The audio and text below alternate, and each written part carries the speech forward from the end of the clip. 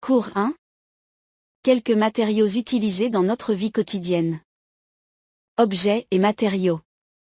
Distinction entre objets et matériaux.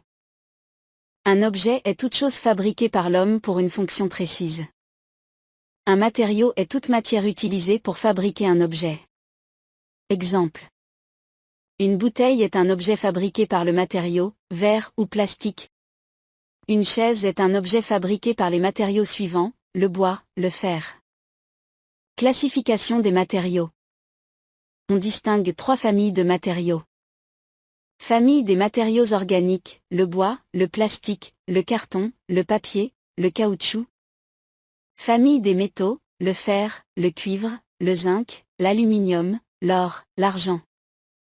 Famille des verres et céramiques. Chaque famille est caractérisée par un ensemble de propriétés telles que les matériaux organiques, plastiques, les métaux, le verre, la conductance électrique. Non. Oui. Non. La conductance thermique. Non. Oui.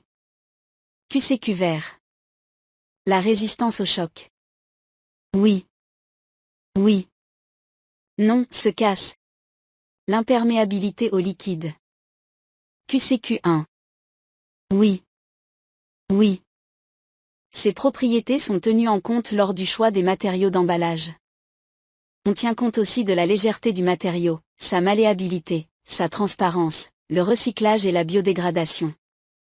Distinction entre matériaux d'une même famille. Distinction entre quelques métaux. Parmi les métaux les plus utilisés dans la vie courante, il y a le fer, le cuivre, l'aluminium et zinc. Comment distingue-t-on entre ces 4 métaux? Le cuivre est caractérisé par une couleur rouge brique. Le fer, il s'attire à l'aimant. L'aluminium, c'est le plus léger de ces métaux. Chaque métal a une masse volumique qui le caractérise. Le cuivre, le fer, le zinc, l'aluminium. La masse volumique. Angers CM3. 8,9. 7,8. 7,1. 2,7. D'après ces valeurs, le zinc est plus lourd que l'aluminium. Distinction entre quelques matériaux plastiques. Parmi les matériaux plastiques les plus connus, on cite le polyéthylène en abréviation PE, le polystyrène en abréviation PS, le polychlorure de vinyle en abréviation PVC. Comment distingue-t-on entre ces matériaux plastiques? Test de flottabilité. Introduisons 3 morceaux de plastique, PE, PS et PVC dans l'eau douce puis dans l'eau salée. On constate que le PE flotte à surface de l'eau douce et à la surface de l'eau salée. Le PVC coule dans l'eau douce et coule aussi dans l'eau salée. Le PS flotte à la surface de l'eau salée mais coule dans l'eau douce. Test de l'acétone.